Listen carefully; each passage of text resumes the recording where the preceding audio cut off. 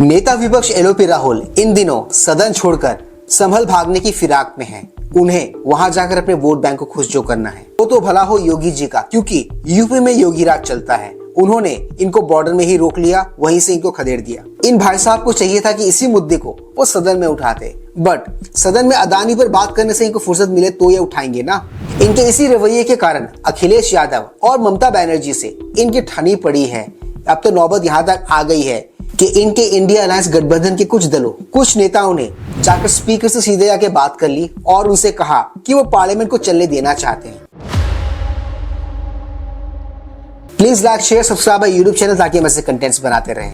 और दोस्तों, वीडियो को कंटिन्यू करते हैं यहाँ से आगे। फिर सबको पता है कि वायनाड में प्रियंका गांधी जी की जीत के पीछे जमात का बहुत बड़ा हाथ रहा है। उनका एक बहुत ही क्रूशियल रोल रहा है और मे भी शायद इसीलिए उनके कर्ज को चुकाने के लिए ये संभल जाने में प्रयासरत है, ये संभल जाने की कोशिश कर रहे हैं। और इनकी प्रॉब्लम ये है कि इनकी राजनीति इन दिनों अब्दुल के भरोसे बैठी हुई है। रमेश और सुरेश तो इनको वोट देने से रहा। Anyways, coming back to the topic, इसी मुद्दे और इसी इंसिडेंट के अराउंड चल रहे एक डिबेट शो में बीजेपी प्रवक्ता प्रेम शुक्ला जी ने कांग्रेस प्रवक्ता सुप्रिया सुनेत और राहुल गांधी जी को सुना दी खरी खरी। बेचारी का मुंह देखने लायक था, टू बी फ्रैंक। चलिए देखते हैं उसी डिबेट का एक छोटा सा अंश। 3, 2, 1। उस पर भी दिक्कत थी। हमने यही रुख और एग्जैक्टली यही हमने देखा था जब हाथरस हुआ था। यही हमने लखीमपुर नरसंहार जब जवाब लेती हूँ प्रेम शुक्ला जी से। यही हमने उन्नाव के रेप में देखा था। उत्तर प्रदेश सरकार हर बार ऐसा काम क्यों करती है, ये सवाल अपने आप में बनता है। प्रेम शुक्ला जी आइए जवाब दीजिए। कांग्रेस की तरफ से कहा गया है कि अपनी नाकामी छुपाने के लिए यूपी सरकार जो है उसने पुलिस को आगे कर दिया और पुलिस की तरफ से पाबंदियां लगवा रही है।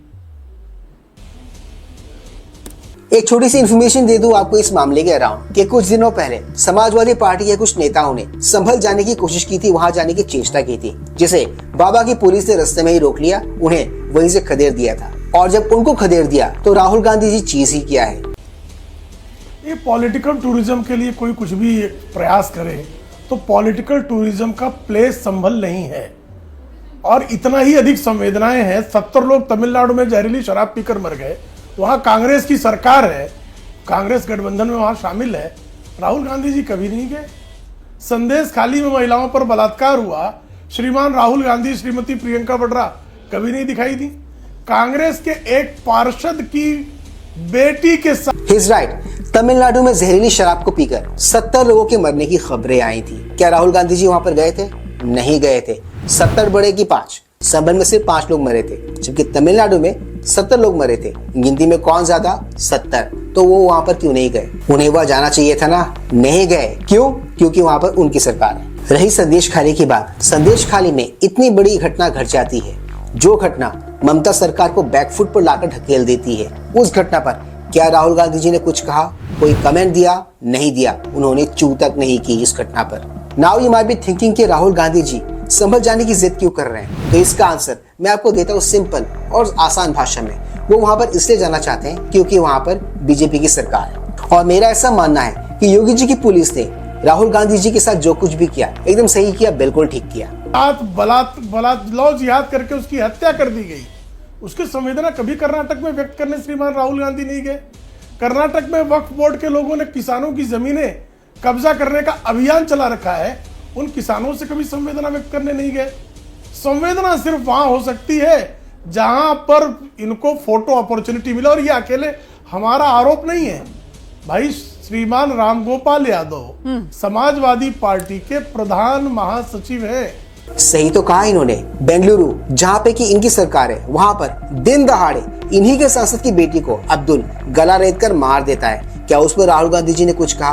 कुछ नहीं कहा। क्यों नहीं कहा? मैं आपको बताता हूँ, क्योंकि जिस व्यक्ति ने मारा था वो व्यक्ति उस समुदाय से बिलोंग करता है जो राहुल गांधी जी का कोर वोट बैंक है।